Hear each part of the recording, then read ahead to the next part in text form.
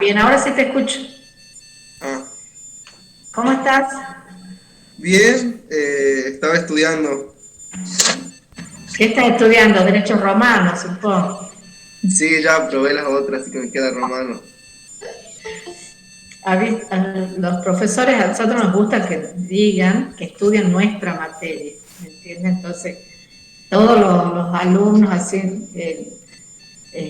a veces ellos dicen, sí, doctora, estamos estudiando su materia. Ah, muy bien. Aunque sabemos que no es así, pero bueno, nos gusta cuando nos dicen. Pero Profe, yo considero, profe, yo hola le María, puedo dar, yo le hola. puedo dar algún aliento. Me levanté a las 3 de la mañana para seguir porque obtuve la nota de aprobado hace poquito. Así que de las 3 de la mañana y bueno, a las 7 bañarme, venir porque había maratón en el colegio, se desmayaron tres chicos a atender y ahora la de recién no me pude conectar antes porque convulsionó un chico acá en el terciario. Este es mi trabajo a la tarde. Ah, Y, y bueno, movidita usted. Usarme a dar clases, pero tenemos varios compañeros contagiados con COVID, varios empleados de la facultad contagiados con COVID. Entonces, hola Hilda, ¿cómo estás? Entonces, bueno, viendo, meditando, he recibido mensajes por privado de alumnos que dicen, doctora, estoy con COVID, no puedo ir a las clases, no voy a poder rendir miércoles, o sea, y gente que venía a las clases lunes, entonces ahí se complican las cosas. Eh, También, como les digo, varios no docentes también contagiados. Hola Ramona. Este, Así que, hola Janina, ¿cómo estás?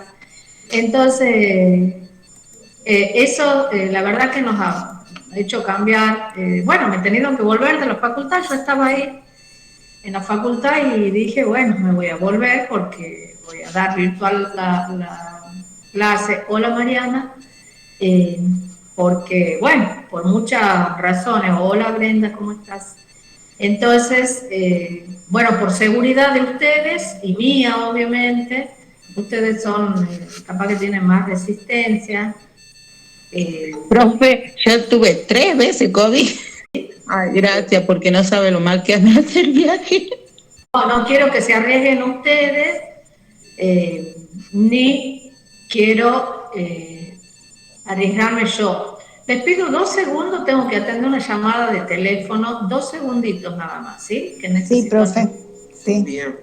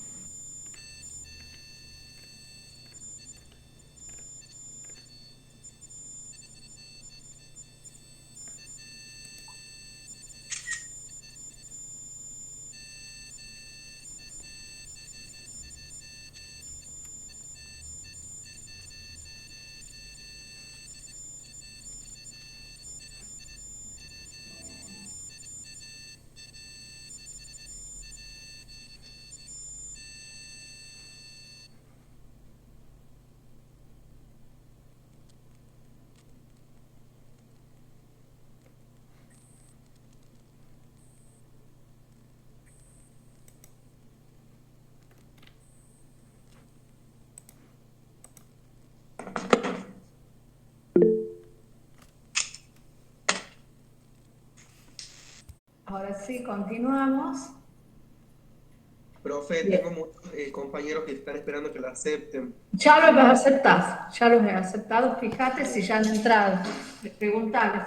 Ya le pregunto. Sí. No tengo a nadie en la sala de espera aquí.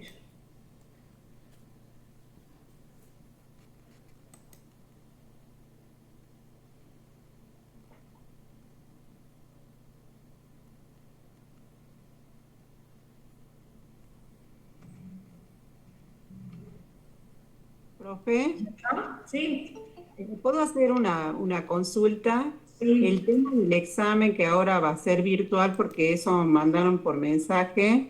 Sí, por cuestiones de seguridad, porque hay alumnos con COVID, empleados con COVID en la facultad. Sí, dígame. ¿Cómo sería el sistema? El problema mío es que yo no tuve, no tengo computadora y con el celular me tocó rendir, digamos, y no puedo. Yo aprobé el examen que era oral, digamos.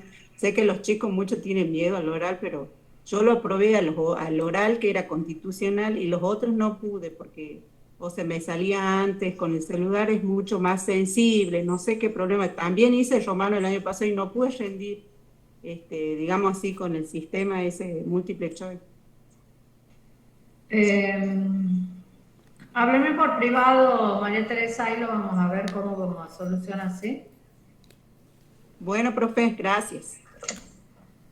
¿El resto está en condiciones de rendir con la virtual en el campus? Sí, profe. Sí, profe. ¿Quieren rendir presencial, oral, Sí, alguna cosa? Les doy. Profe, contenta con la modalidad Sí, virtual. Bueno, todos los carteles de sí, virtual. Bueno, Sí. bien. Una consulta. Profe, que pedimos tanto a Dios los que no vivimos en Tucumán. ¿Se acuerda que yo le explicaba? Sí, Patricia, mire, yo era a mí me notificó la facultad de que no podía tomar por el campus. Justamente yo tenía programado los parciales nuestros por el campus, pero ellos me dijeron no tiene que ser presencial. Pero ahora se dio esta circunstancia que es excepcional. Yo sé que más de uno va a estar contento. Sí, profe, imagínese, son 15.000 pesos para mí por viaje. Ay, bueno, Ay, qué entonces mucho, buena sí. hora que así puedan. ¿En qué horario van a estar los parciales, doctora? Sí. ¿En qué ¿Quién está horario? hablando? Claudia. Sí, ¿en qué horario van a estar, profe? Y a las 16 va a estar abierto ya el aula para ¿Vamos que a estar rindan, separados ¿sí? por grupos? ¿Cómo? ¿Vamos a estar separados por grupos? No, va a ser un solo parcial para todo el mundo, ¿sí? A lo sumo puede ser dos temas, pero si son dos temas van Porque a aparecer ahí. yo rindo el mismo día a las 4 de la tarde, la práctica 1. ¿La misma hora? A las 4 también virtual. ¿Y cómo iba a ser para rendir usted el parcial de Yo romano? lo tengo por dejar para la recuperación. Ajá. Y bueno, Voy a tener ¿qué que va a hacer? Porque ¿qué es lo que pasa acá? El aula, yo la tengo que abrir, se abre solo a una hora, ¿me entiende? No es que yo pueda decir, bueno, llegue usted más tarde. Claro, por eso sí pensaba, porque creo que en la práctica me dan 30 ¿Cómo, minutos. Janina? Que yo también tengo una situación particular porque también rindo la práctica, pero a las 17, a las 5 de la tarde. Entonces yo había hablado con la doctora Case como para rendir oral de 4 a 5, pero bueno, ahora no sé cómo hacer. Y es buena la pregunta. Bueno, a ver, ¿qué vamos a hacer? Yo podría entrar un poco más tarde cuando termine de rendir la práctica porque nos dan 30 minutos nada más. 30 minutos de la práctica a las 16. Sí, Este dura 30 también. Bueno, en todo caso, Yo puedo rendir entonces, porque de 4 a 4 y media, si a las 4 se abre, yo a las 5 recién entro. ¿saben qué van a hacer? Van a rendir oral. Que no puede entrar esa hora, va a rendir oral. ¿Sí? O si no puede abrir más tarde el aula, profe, para todos. No, porque no sé si todos pueden a otro horario. Yo tengo que abrir en el horario que es el horario de clase. ahora como éramos muchos que iban a dividirlos por apellido y que iban a hacer varios grupos, porque al entrar todos juntos también se colapsa el campus. No, bueno, eso se hace una cosa que no puedo verla. Yo ya no puedo atender tantas cosas, circunstancias de COVID, los problemas del aula, el problema que les coincide con los parciales. Yo tengo que respetar ciertas pautas, ciertos protocolos. O sea, El parcial era presencial, por cuestiones de fuerza mayor, de que no quiero que se contagien ustedes, de que no quiero contagiarme yo, vamos a hacer virtual. A la misma hora. Y ustedes tienen que estar disponibles a la hora que es el parcial, porque ya está fijado, ¿sí? Solo que en vez de ir a la facultad, van a rendir desde sus casas. En una circunstancia excepcional, por ejemplo, María Teresa, que dice que nunca, no sabe usar el aula, no lo sabe usar al campus virtual, vamos a hacer una excepción. Y van a rendir oral. María Teresa, Janina, si quiere rendir oral, lo fijamos en otro horario, ya vemos, capaz que va a ser por la mañana, tenemos que coordinar otro horario, y bueno, el que quiera rendir oral me avisa, va a rendir oral. El que no pueda a las 16 el miércoles, rinde oral. Esa es, que avisen quiénes son y fijamos una hora para que estemos y puedan rendir. Bien, entonces, estamos para que quede claro, ¿sí, Bruno? Para que quede claro el parcial, se va a abrir a las 4 de la tarde en un periodo de 1 hora, pero va a estar, digamos, abierto 1 hora, pero para realizarlo va a haber 30 minutos. Si yo entro a las 4:15, el parcial se cierra a las 4:45. Sí, no, mira, Bruno, como yo no soy experta en el campus, sí ya ahí tiene una programación. Yo lo voy a abrir, tiene un tiempo de duración. Yo lo voy a abrir 40 minutos, le voy a dar la orden al sistema. Tienen que ingresar a la hora que empieza para que lo puedan hacer. Si no, se cierra todos a la misma hora, ¿sí? Bien. Ya voy a ver si lo puedo estirar a 50 minutos, lo voy a estirar, pero en principio hasta 30 minutos es lo que se está abriendo el campo, ¿sí? El formulario de examen, este formulario de este examen, ¿da la nota al finalizarlo o van a cargar después la nota? Hay algunos que dan la nota al finalizar. No, no. Bien. Patricia, no sé, ya vamos a ver cuántas preguntas. No lo sé. Así que, bueno, comenzamos, ya terminamos, nos falta muy poquitito con la bolilla de sucesiones, con la unidad de sucesiones. Ya hemos visto la clase pasada, vamos a repasar rápidamente. Hemos visto lo de las sucesiones, que podían ser por actos entre vivos, mortis causas, a título universal, a título singular. También hemos visto ya la sucesión testamentaria, hemos visto la clasificación del testamento, digamos la definición de testamento, el concepto.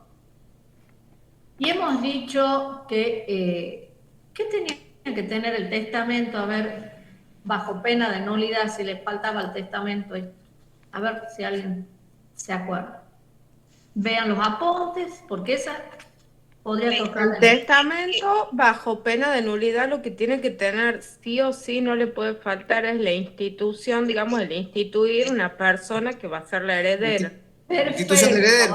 Paula, institución de heredero, exactamente. Bien, Lucía, institución de heredero. Bien, Cristian, exacto. Eso es muy importante, ¿sí? Bien. Entonces, ya les voy a compartir la pantalla porque no les estoy compartiendo.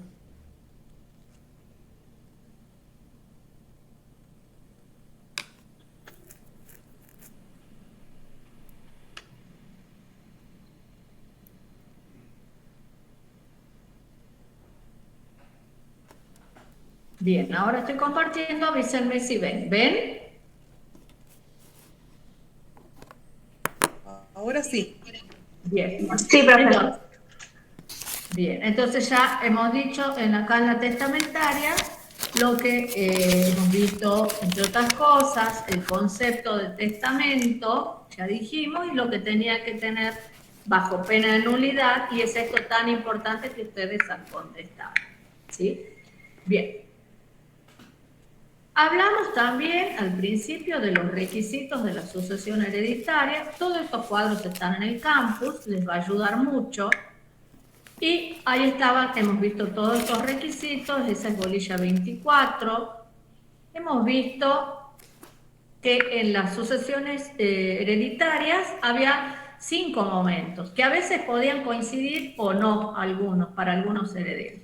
Primero, la muerte de una persona. Segundo, ese difunto, para poder generar una herencia, digamos, no cualquier persona podía abrir una sucesión, digamos. Tenía que ser libre, ciudadano y sui iuris en la persona que moría, que fallecía, ¿sí?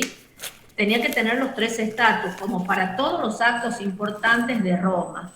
Y tenía una capacidad, y el que iba a tener la capacidad para suceder, es decir, el heredero, debía ser ciudadano y sui iuris. ¿Por qué no decimos que podía ser libre? ¿Por qué hemos dicho que no era a veces necesario ser libre? Pregunta. Porque también se puede entrar los esclavos. Esclavo manumitido en el mismo acto. Bien, Manuela y María Paula, porque si en el mismo acto debía ser manumitido, y entonces sí podía heredar. Por eso no decimos que tenía que ser libre. Podía ser emancipado. ¿Cómo, corazón? Los hijos emancipados. Podían ser emancipados. Bien, bien. Así es, los hijos debían ser emancipados por el mismo acto, ¿sí? Si es que eran llamados a suceder. El otro momento, digamos, el otro punto del requisito de la sucesión era un momento que se llama la delación o llamamiento, que quería decir quién llamaba a suceder. ¿Quién llamaba? ¿La ley o el causante? Si era la ley, la sucesión es ab intestato, y si era el causante, era el testamento. Ahora yo les pregunto de nuevo, hoy me he venido preguntona. ¿Cuál era en este momento, hoy, en la actualidad, qué se usa en las sucesiones? ¿Qué es lo común? ¿La sucesión ab intestato o la sucesión testamentaria, donde hay un testamento? Hoy. Ab intestato. Ab intestato, profesor. Muy bien, Bruno, Claudia, Fabián, todo lo que han contestado. Muy bien. Hoy lo normal es la ab intestato, es decir, es la ley la que hace la delación o llamamiento. Es la ley la que dice que ante la muerte de una persona va a sucederle tal persona. Sus descendientes, ¿quiénes dijimos que sucedían primero? Esa es la sucesión en Roma, que en la época de Justiniano, las novelas 118 y 126, ya dijimos el orden, que es muy parecido al orden que tenemos en la actualidad. ¿Quiénes suceden primero? Los descendientes, después los ascendientes y después los colaterales. Bien, así es. Y en la actualidad es igual. Primero los descendientes, después, a falta de esto, siempre es, cada orden excluye al otro, al subsiguiente, ¿sí? Entonces, si hay algún descendiente, los descendientes excluyen a los ascendientes del causante.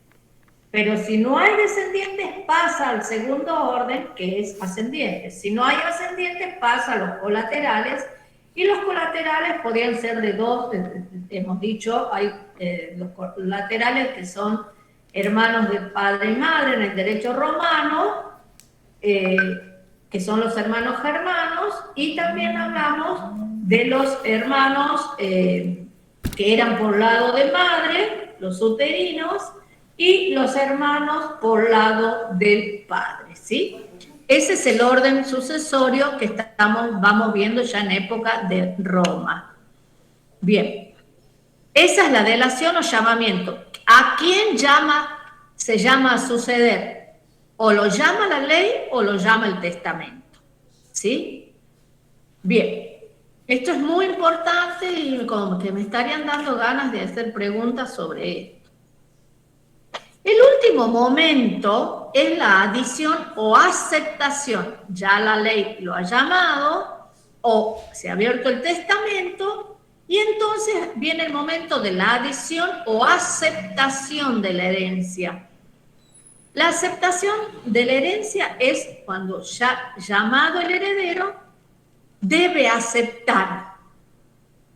Esta aceptación, cuando eran los herederos suyos, ya dijimos que la aceptación era ipso iure. ¿Qué quiere decir ipso iure? A ver si alguien se acuerda. De pleno derecho, profesora.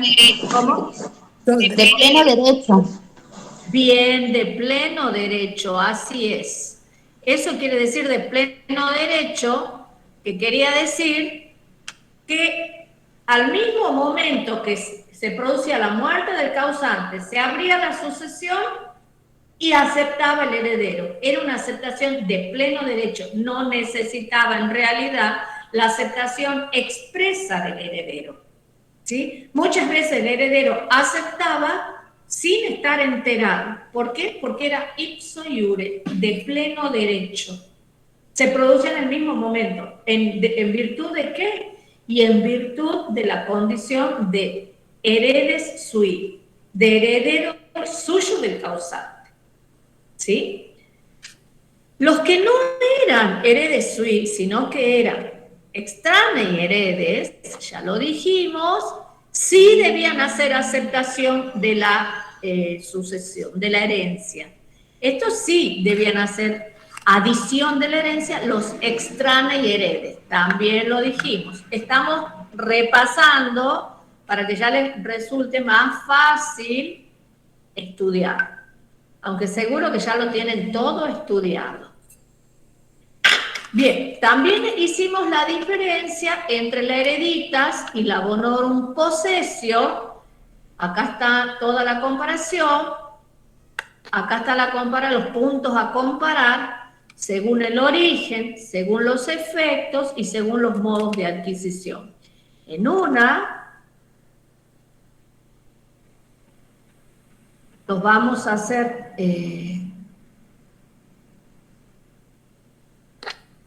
Lástima que no entran los dos al mismo tiempo. Vamos a ver si lo podemos hacer entrar para que estén los dos al mismo tiempo.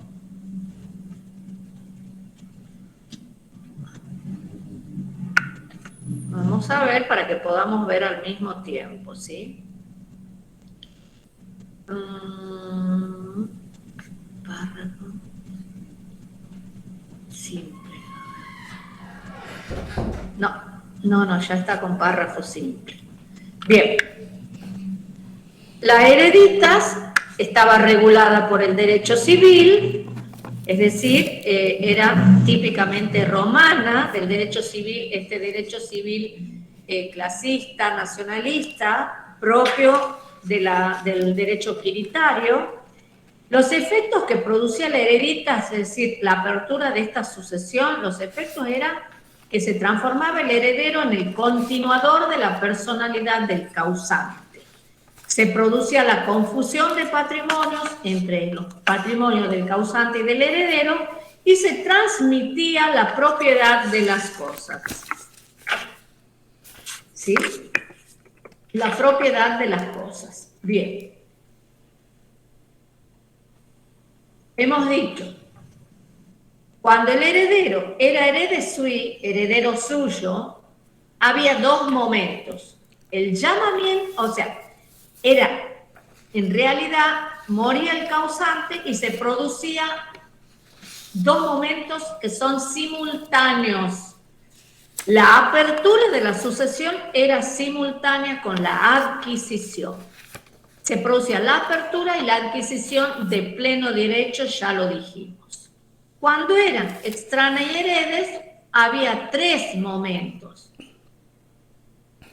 La apertura, un tiempo en que la sucesión estaba yacente, es decir, no tenía dueño, porque todavía el heredero no había aceptado, tenía que ser una aceptación expresa, y si aceptaba y hacía expresamente la adquisición, recién se adquiría la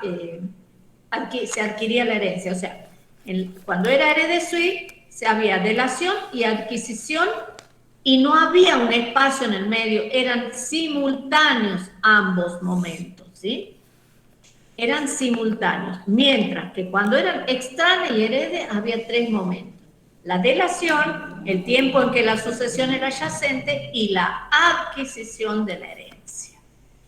¿Cómo hacía el heredero que había sido llamado por ley o por testamento para adquirir la herencia que no se le entregaba? Por esta acción real, una acción civil, la actio petitio hereditatis.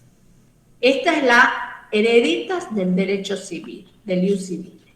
¿Qué pasaba cuando no se reunían los requisitos para una hereditas del derecho civil? Porque, por ejemplo, el causante no era ciudadano romano. Entonces, y moría y dejaba bienes. No podía aplicarse el derecho civil porque el derecho civil solo era para los ciudadanos romanos. Entonces faltaba el requisito de que sea ciudadano romano. Entonces, ¿qué apareció?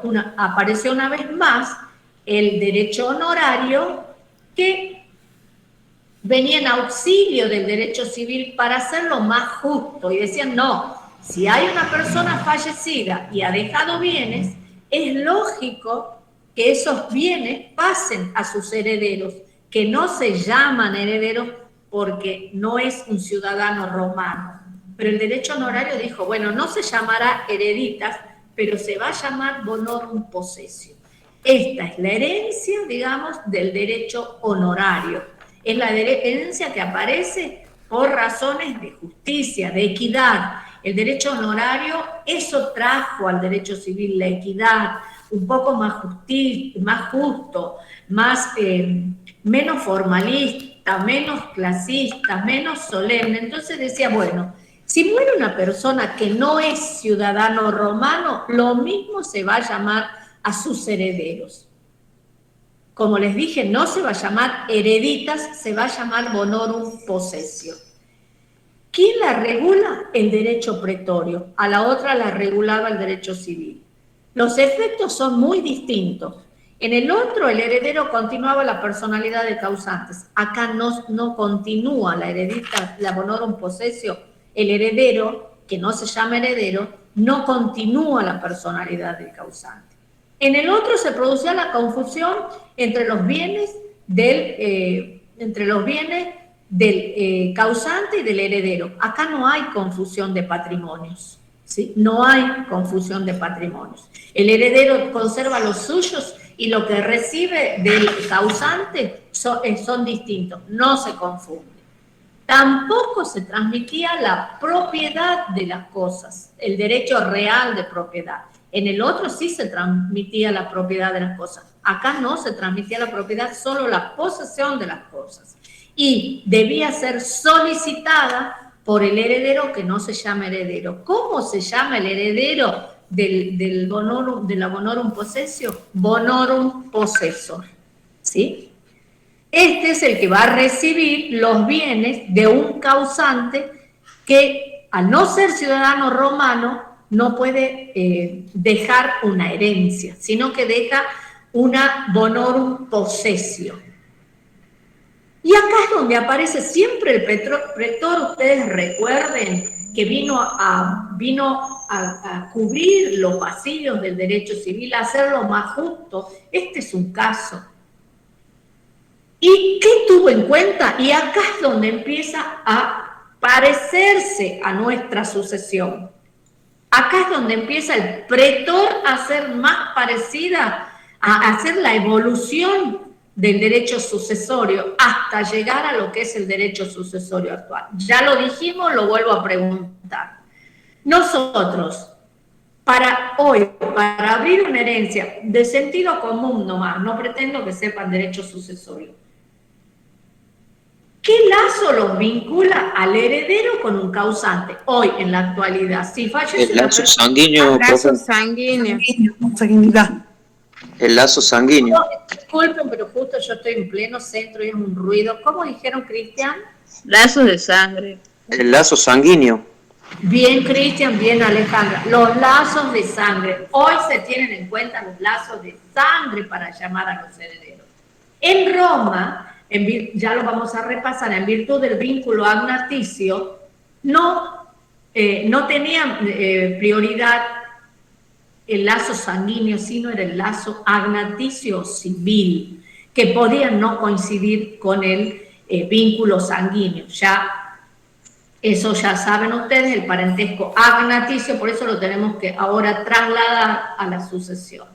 Pero en los primeros momentos de la sucesión, hasta antes de Justiniano, digamos, se tiene en cuenta en la sucesión el vínculo agnaticio o civil. Después ya Justiniano, en virtud de la evolución que va haciendo el pretor con el derecho honorario, es que va a llegar a esta evolución en donde ya en épocas de Justiniano, con las novelas que dicta, va a tener en cuenta el lazo de sangre, tal como es en la actualidad. Bueno, seguimos repasando, y acá el bonorum possessor, el pretor no llamaba al que tenía al agnado, al pariente agnado, no, porque justamente en la agnación debía ser un pater familias ciudadano romano, acá no. Acá se llama a los vínculos, a los parientes que tienen un vínculo de sangre, el vínculo cognaticio. ¿Sí? Otra diferencia es que en la otra, para pedir la entrega de la hereditas, se interponía la actio petitio hereditatis. Acá se interpone un interdicto del pretor. El pretor crea a estos fines el interdictum quorum bonorum. ¿Sí?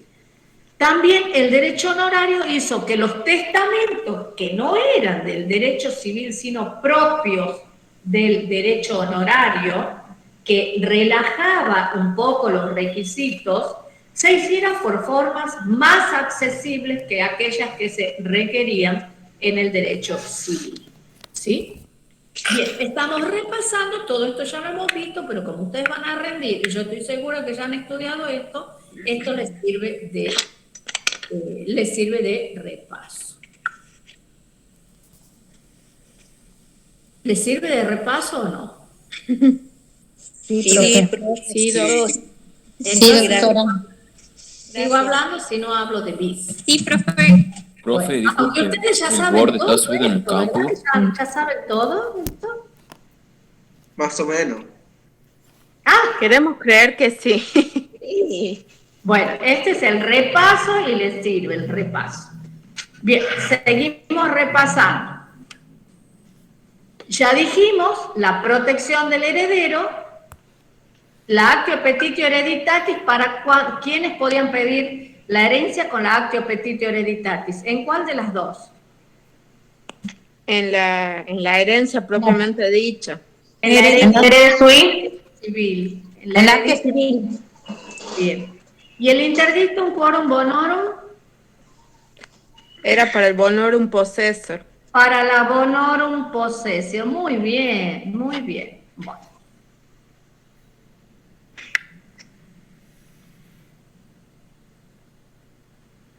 Bien, ya hablamos sobre el testamento, hablamos de todos los caracteres. Si le preguntamos concepto del testamento, negocio jurídico, mortis. A ver, ¿quién lo va a decir? A ver, ¿quién me va a hacer favor que va a dar la clase conmigo y va a leer el concepto así?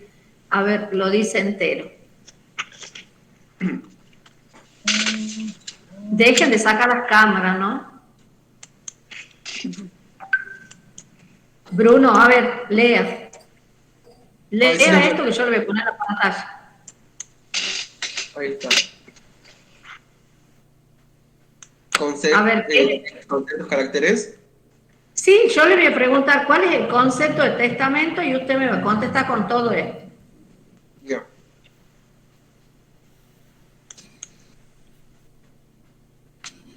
¿Cuál es el concepto? A ver, está acá. Los caracteres son negocio jurídico, mortis causa, de derecho civil, unilateral y personalísimo, formal, revocable, institución de heredero y otras disposiciones que legado, desheredación, etc.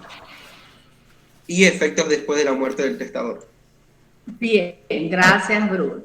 Entonces, hemos dicho que leyendo todo esto, tenemos el concepto de testamento, ¿sí? Si yo les digo concepto de testamento, ustedes en vez de ponerlo así, lo van a poner horizontal y van a decir así como ha dicho Bruno, pero le van a agregar unas cuantas palabritas porque ustedes van a decir, es el negocio, el testamento es el negocio jurídico, mortis causa de derecho civil, unilateral y personalísimo, que es formal, esencialmente revocable y que debe contener bajo pena de nulidad la institución de heredero y puede contener también otras disposiciones como legado, desheredación, etc. para tener efecto después de la muerte del testador, justamente por eso es mortis causa, ¿sí? Bien, entonces, seguimos con el testamento. Bueno, dijimos, la capacidad es muy importante en todos los institutos que le toque, esto no va. Dijimos que bajo pena de nulidad el contenido del testamento debía tener la institución de heredero, como bien nos ha dicho una compañera recién, que era una orden de tipo verbal imperativo. Tenga la herencia tal, así llamaba la ley, o el testador en este caso, decía, tenga la herencia tal persona, mi heredero, mi hijo, al pariente a quien él hubiera querido beneficiar, ¿sí? La capacidad para testar ese heredero, que se llama la testamentifacción. En el testador, al igual que en el causante, ya vimos, tenía que tener los 3 estatus. ¿Cuáles son los 3 estatus?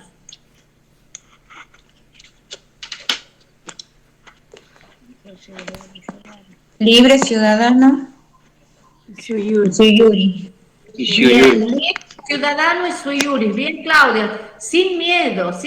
Esos 3 estatus, cuando ya digamos los 3 estatus, ya tenemos que saber eso, ¿sí? Ya nos estamos por recibir de derechos romanos, lo tenemos que decir con seguridad, ¿sí? Bueno, los quiero a todos después de profesoras de derechos romanos, ¿no? Bueno, entonces, ya tenemos. No, porque si no yo no voy a poder ejercer, si todos quieren ser. ¿Por qué? Y va a ser el mejor ejerciendo, porque el que sabe derecho romano gana los juicios. Eso tengan en claro, el que sabe derecho romano gana el juicio. Profe, tengo una preguntita, me va a matar capaz con la pregunta, pero... A ver, pregunte, ahora sí me puede preguntar. El miércoles no me pregunte, ahora pregúnteme, a ver. Porque, o sea, es libre, ciudadano romano y sui iuri, pero cuando entendemos por sui iuri no es redundante porque se entiende que sui iuri es ser libre. No, sui iuris es libre de toda otra potestad. En realidad no hace alusión a la libertad, al carácter de libre o esclavo. Hace alusión a libre de toda otra potestad, libre de otra cabeza. Eso quiere decir sui iuris. ¿Sí? Ok. ¿Habían entendido? Gracias, profe. Exacto, como dice Lucía. Ejemplo no pater. Claudia, ¿qué ha dicho? Se me cortó, profe. El pater familia, que es un sui iuri, que no había cabeza sobre él, digamos. El único sui iuris es el pater familia. El único sui iuris es el pater familia, ¿sí? Bien. Entonces, el testador debía tener los 3 estatus, de modo ininterrumpido, es decir, desde que ha otorgado el testamento, el tiempo intermedio hasta el tiempo de su muerte. Debía tener durante todo ese tiempo debía conservar los 3 estatus. Después esto se suavizó y se dijo que mientras lo haya tenido al momento de hacer el testamento a los 3 estatus y al momento del fallecimiento, se consideraba válido el testamento. Eso para hacer que fuera realmente el testamento fuera válido, para favorecer la validez, ¿sí? Ya en épocas de Justiniano. Primero, estos 3 estatus eran ininterrumpidos, debían tenerse los 3 estatus. Con Justiniano, en las épocas justinianeas, ya se suaviza eso y se exige que al momento de otorgar el testamento y al momento de la apertura del testamento, que es la muerte del causante, se tenía que tener los 3 estatus, sin importar si lo había perdido en el tiempo intermedio, ¿sí? Bien, esto no, eso de caer en esclavitud no. El heredero también tenía que tener los 3 estatus, salvo En el caso de los esclavos, si al mismo tiempo eran manumitidos, ¿sí? O si fueran los hijos, si al mismo tiempo se los emancipaba, ¿sí? Bien. Hasta ahí llegamos, profesora, a la última clase. Bien, entonces ahora vamos con la bolilla 27, que es la adquisición de la herencia.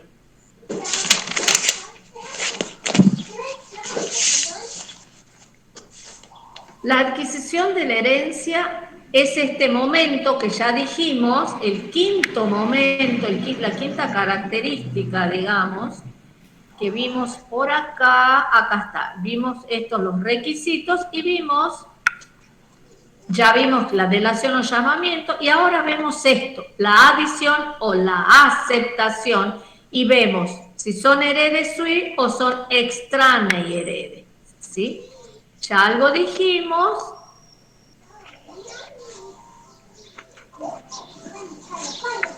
Cuando eran heredes sui son estos, los herederos necesarios. Estos son los heredes sui, ya lo dijimos, lo vamos a repetir.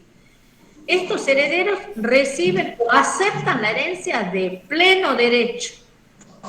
¿Por qué? Y como reciben de pleno derecho, a veces sin estar enterados, sin su conocimiento o sin su consentimiento, no pueden renunciar. Los herederos necesarios no pueden renunciar a la herencia. Están obligados a recibirlo. Y la reciben automáticamente, esto quiere decir de pleno derecho, a la muerte del causante. ¿Quiénes son los heredes sui? Ya lo dijimos, pero lo volvemos a repetir. Son los hijos bajo potestas, la mujer casada cum manu y los esclavos del dominus que al mismo tiempo que son manumitidos, como dice acá, ¿sí? Son los que están bajo la potestas del pater, ¿sí? Entonces, estos reciben la herencia, están obligados a recibir la herencia, no pueden renunciar. Mientras que los herederos necesarios, que son los que vienen a falta de todos estos, deben hacer un acto de aceptación expreso o tácito. O pueden renunciar, pueden no aceptar. Si no la aceptan, están renunciando a la herencia, ¿sí? ¿Quiénes son los herederos voluntarios? Aquellos herederos que no están sometidos a las potestas del causante al momento de su muerte. Por ejemplo, aquellos que hubieran emancipado ya con anterioridad, hijos que no tiene bajo su potestad al momento de su muerte. Y, como les dije, se requiere la adición o aceptación. Esta adición o aceptación puede ser expresa o tácita. Expresa cuando expresamente manifestaban que sí querían aceptar la herencia, ¿sí? Y era tácita cuando esta aceptación se infería de conductas que tenía el heredero. Por ejemplo, cuando sin haber hecho aceptación expresa, entraba a vivir a la vivienda que había heredado. Si entraba a vivir a la vivienda que había heredado, se presumía que aceptaba la herencia. Eso era una aceptación tácita. Profesora, había un caso donde un bebé que había sido concebido en una madre que era libre y el padre, y después cayeron ellos en prisión, y después el bebé se nació, algo así fue que lo dieron en un examen. Y después el bebé nace, y cuando nace se mantiene la situación de él anterior a la situación de caer presos los padres, de caer esclavos. ¿Es así? Bueno, no sé exactamente. A ver, ese es un ejemplo, que usted me pregunta de un ejemplo, yo no sé si el ejemplo era así. Yo lo que le puedo decir, que si la madre hubiera gozado en algún momento de libertad, si la madre hubiera gozado, se favorece esa situación para el niño y entonces se consideraba que nacía libre, ¿sí? Que nacía libre. Si hubiera gozado en algún momento de libertad, ¿sí? Claro. Y si el padre moría, el hijo ese era sui juris. Exacto, porque si el padre muere en esclavitud, había sido, lo que pasa es que hay que ver todos los detalles, todos los parámetros. Si el padre había caído en cautividad de guerra, por ejemplo, y había muerto en cautividad de guerra, se presumía que había muerto libre. Esto por la fictio lex Corneliae. Por la fictio lex Corneliae se presumía que había caído muerto estando libre, no esclavo, justamente para favorecer la validez de los actos jurídicos, ¿sí? Claro, era un ejemplo de un trabajo práctico eso. Que lo dieron ¿Este año? No, del 2020. Ah, bien, no me acuerdo, la verdad no sé. No sé si era la comisión nuestra, no, sí era la comisión de usted. Era bien, virtual. No lo sé, la verdad, era no virtual. Justamente claro. preguntaban esto de cómo se mantenía el estado de libertad anterior. Claro, seguramente lo que le estaban preguntando es la fictio lex Corneliae, o si regresaba a Roma por el ius post liminium. Bien, las formas de aceptación, esto que les dije recién, expresa era formal por la additio hereditatis, esto era la adición, y tácita por actos del heredero que hacían presumir que aceptaba la herencia. Los efectos ya lo dijimos, cuando era el herede sui, se transformaba en continuador de la personalidad del causante y se producía la confusión de patrimonios y se establecía la responsabilidad ultra vires hereditatis, ¿sí? La responsabilidad ultra vires hereditatis. ¿Qué quiere decir? Que si no bastaban los bienes del causante para pagar las deudas de la herencia, los acreedores podían cobrarse con los bienes del heredero. Por eso había confusión de patrimonio, ¿sí? ¿Cómo esto podía acarrearle al heredero esta responsabilidad ultra vires hereditatis? Podía acarrearle consecuencias perjudiciales al heredero que recibía de pleno derecho, que estaba obligado a recibirla, la sucesión. Entonces el derecho romano ideó remedios para solucionar estos efectos negativos. Remedios contra los efectos de la adquisición. Y estos remedios, para los herederos necesarios, estos que recibían de pleno derecho, sin su conocimiento,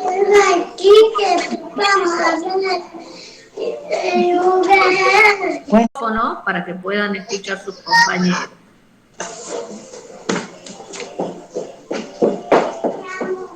Yo también te amo, mi rey.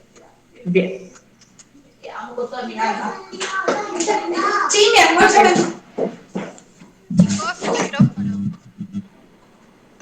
Claudia, tenés encendido el micrófono. No escuchan. Ahí está. Gracias. Lista. Gracias, Claudia. Perdón. No, por favor, me encanta oír esa voz. Por mí lo pondría a hablar a él. Seguro que va a hablar cosas más interesantes que yo hoy. Así que no hay problema. Por favor, entendemos todos eso. Sí, estoy al cuidado justo y no llegó mi hijo. Bueno, no hay problema, acá vale todo, ya enseguida van a entrar mis perros, mi gato, todo eso ocurre en las clases virtuales, así que no se preocupen.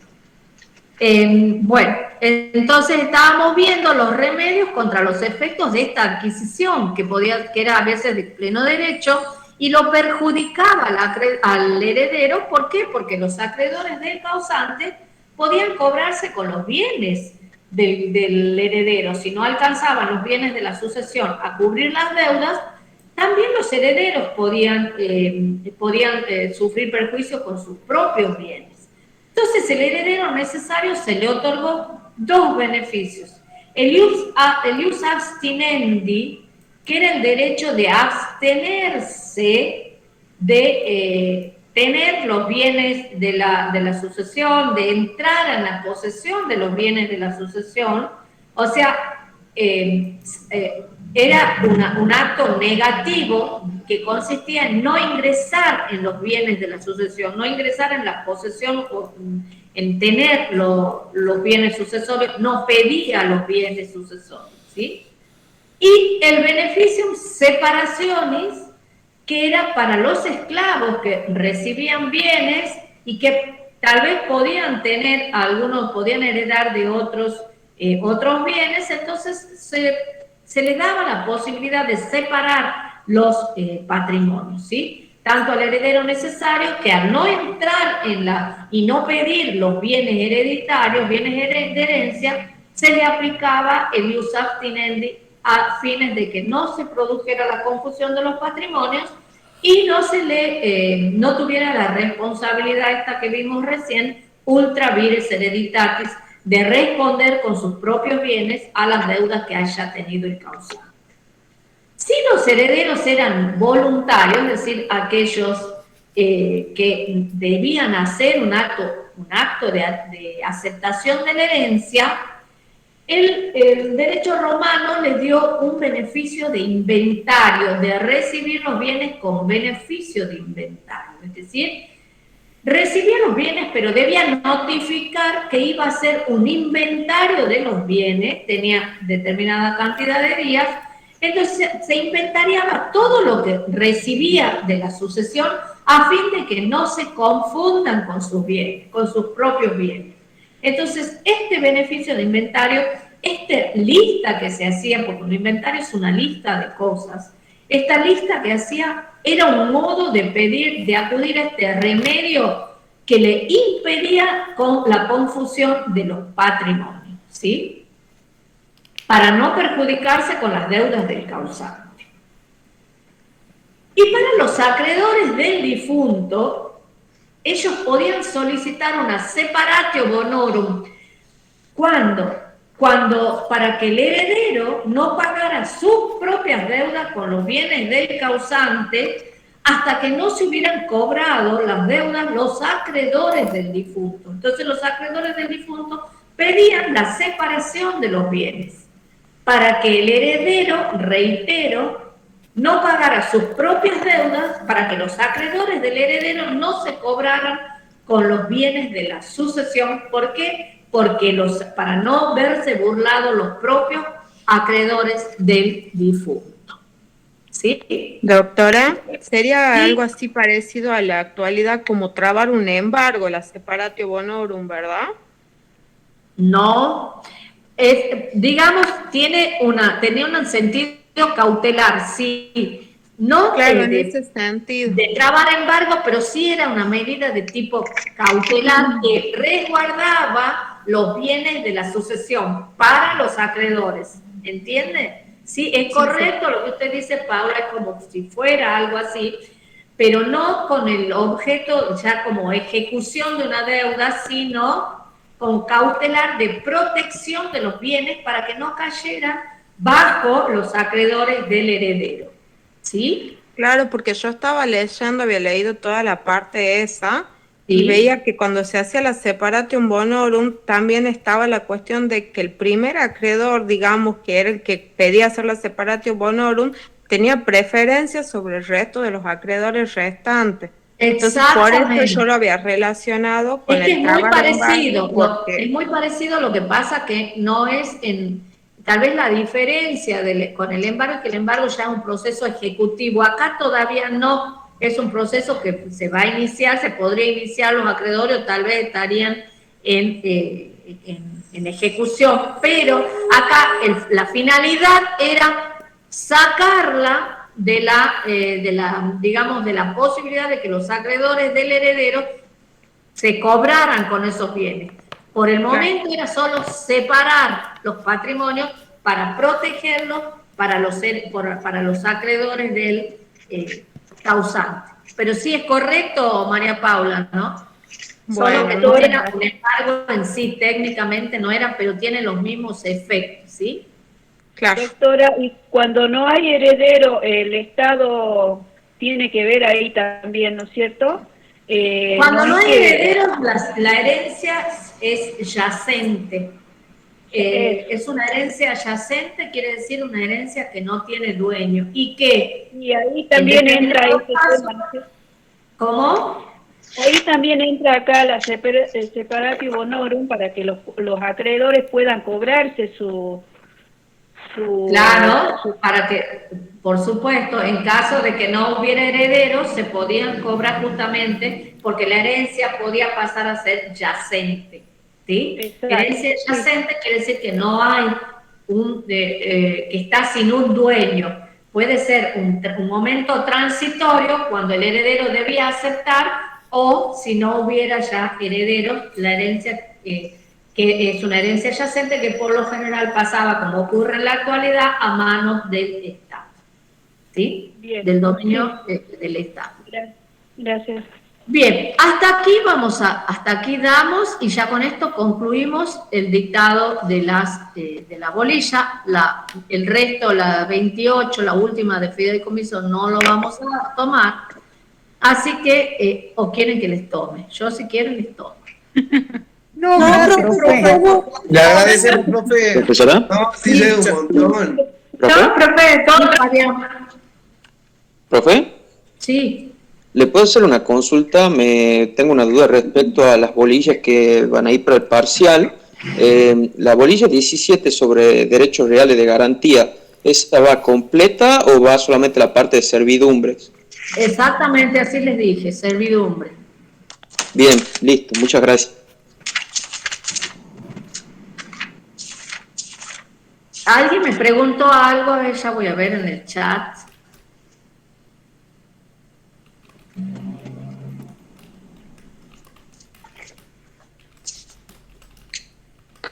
Doctora, ¿puedo hacerle una consulta? Sí, 2 segunditos. Sí, era para preguntar qué había pasado con el práctico de la bolilla 13 para los que no podíamos ir a la parte presencial de ese práctico. Se les ha pasado para el práctico para que lo hagan. El que no tiene, la tiene que rendir a la 13, ¿no? Sí, el tema es que a mí nunca me lo pasaron a mi correo electrónico. La profesora nunca me lo pasó. Esto lo tiene que pedirlo. Usted pídale a Florencia. Florencia se va a comunicar con la doctora Carreras y ella le va a pasar. Tiene que hacer. Bueno. Yo me comunico también con la doctora Carreras, entonces, doctora. Sí, claro, comuníquese, porque si no tiene aprobado la 13 va a tener que rendir, ¿no? Sí, aparte yo ya le había preguntado en realidad a la doctora Carreras y me dijo, sí, ya lo vamos a mandar, y nunca me lo mandaron. Bueno, pídale. Bueno, ahora le mando un mensajito, doctora, muchas gracias. A ver, Hilda, tuve inconvenientes para rendir el primer parcial. El examen libre es escrito, hoy hemos tomado examen libre, es oral, Hilda. El examen libre es oral. Gracias, profesora. Brenda, la profesora les ha dado la bolilla 19, ella les debe haber informado los temas que van o que no van. Eso lo tiene que consultar con ella, es el día de la clase se hace eso. Profesora, el examen de mañana es de desarrollo para saber si entramos con no. Sí, hay de todo, Patricia, hay de todo. Sí, les va a tocar desarrollar también. Ah, bien, para tener teclado en orden y ver desde dónde sí, entrar. Yo les diría que sí, porque seguramente va a tener para desarrollar. Bueno, gracias. ¿Alguna otra pregunta? No, profe, buenas tardes. No, muchas gracias por mi parte. Gracias. No, profe, básicamente ¿Profe? ¿nos va a llegar toda la información al campus respecto del parcial o...? Sí, todo. Ahora vamos a poner en el campus, pero ya les digo que es virtual el examen, ¿sí? Debido a la situación esta de COVID que se ha presentado en alumnos y bueno, que está haciéndose ya más complicada la cosa y bueno, hay una cuestión de preservar la salud. Perfecto, doctora, muchas gracias. Que tengan buenas tardes, chicos y profe.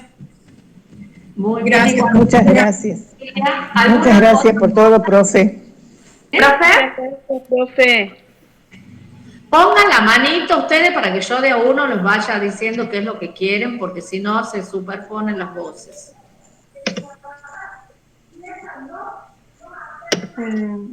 Bueno. Profe, yo quería hacer una consulta. A ver. Que yo tenía entendido con respecto al trabajo práctico número 13, que lo iban a dar después de que rindamos para que no estemos pesados ahora, había entendido. No es que lo tienen que tener para mañana, sino, pero lo tienen que tener para tener aprobada la materia, si no, para la recuperación le van a tener que rendir la 13, lo que no tengan van a tener que recuperar la 13. Ah, bien, entonces, por eso yo había entendido que la profe Flora había dicho de que, justo me encuentro el mensaje de que... Consúltenle la doctora Carrera, que ella tiene la lista de la gente, así que hagan esa... Profe, Andrea nunca rindió en el aula. Bueno, Andrea, yo le diría que vaya urgente, vaya y pida asesoramiento, porque si es la primera vez que va a rendir en el campus, lo tiene que saber. ¿Qué va a hacer? Estas son las cosas, ¿sí? Gracias, Gabriela, gracias, Ramona. Y bueno, reitero